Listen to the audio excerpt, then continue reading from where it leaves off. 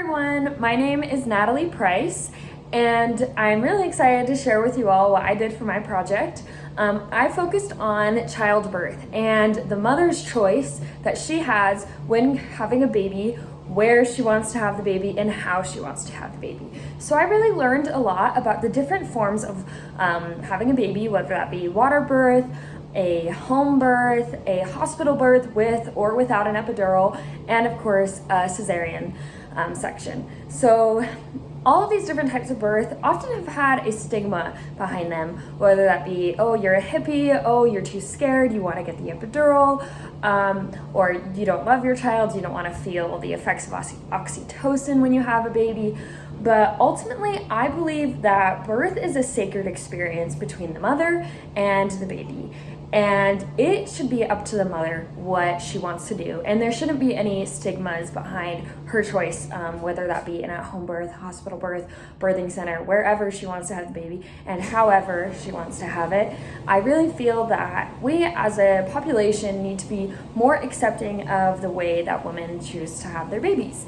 And so the purpose of my project, I created a website about birth and about the different ways that women can choose to give birth.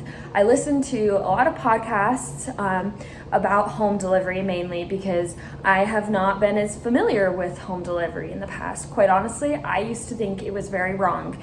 However, I, in recent years, have recognized that it is totally up to the mom. And through my studies of home delivery and hospital delivery, I have found that all of them are amazing options depending on who you are. And so women can really do the research themselves and figure out what they want for themselves and for their baby to make that day special, wherever that is. So I'd love to show you all the website that I created. I actually interviewed a lot of different moms in my own life. I interviewed sisters, family, cousins, friends about their birth experiences and got a wide variety of different places and positions that these women in my life chose to give birth. So the website is kind of like a blog in that it talks about these different women. And then I also have another page on the website that talks about just different sources that you can learn more information on things. So I can get started now. I'd love to show you all the website I created. Good, you can see that. So I titled it You, Birth, and Baby because I wanted to make this all about the mom mainly and the baby. So you, birth, and baby. That's all it's about, those three things. So this is just like the title page, you, birth, and baby, and then at the top are the tabs. So I have this little about section, and I'd love to read this all for you. It's kind of like the purpose of this whole presentation. I said, I believe the most important thing about birth is to make it comfortable for the birthing mother. Whether that be naturally at home, in the hospital, C-section, or with an epidural. I feel that birth is a sacred experience for the mother and should be done wherever and however she prefers. Each method of giving birth has a stigma, and I hope to break that. That is why I created this website to share birth stories from different women who all gave birth in different ways. So with that, I'd love to go to the stories section. This is my favorite part. Definitely took me the most time interviewing many different women and choosing which stories to share and write about. So here are some of the featured stories. Just to let you all know, I did change the names of these women just because some were not comfortable with everyone knowing who they were. So the names are changed from the original woman, but these are their exact stories that I'm sharing and that I summarized. So I'd actually like to start with the last story that I posted. Okay, and this girl is amazing. So I use the name Lauren for her. She has 2 children now. And with her first baby, she was in labor for 3 days.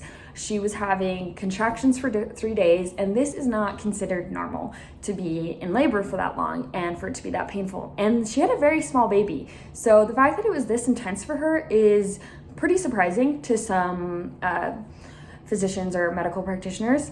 And so basically she was in labor for 3 days, and she had to push for 90 minutes to about 2 hours, which is a very long time pushing. She did get an epidural, which she had planned on from the very start. She had chosen to get an epidural in the hospital. Excuse me. But what I really liked about her is that she learned from that first experience. She thought, I want to have more control over what happens to me when I have my next baby.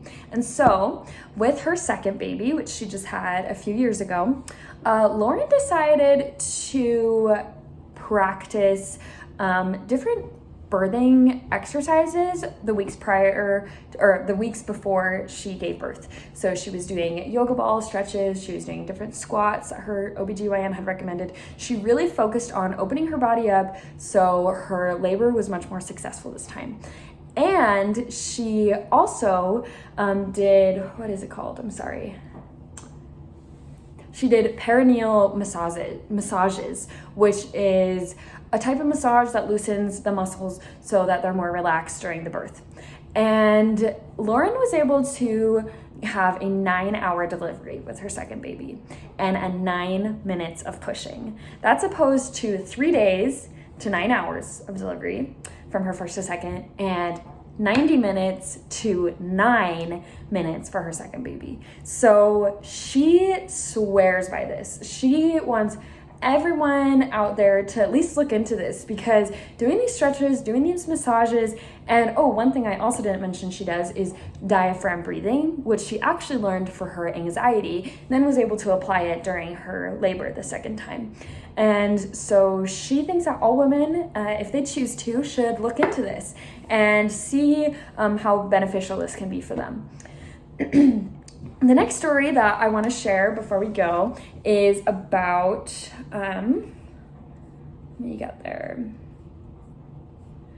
is about someone named Hannah. And Hannah is a dear friend of mine.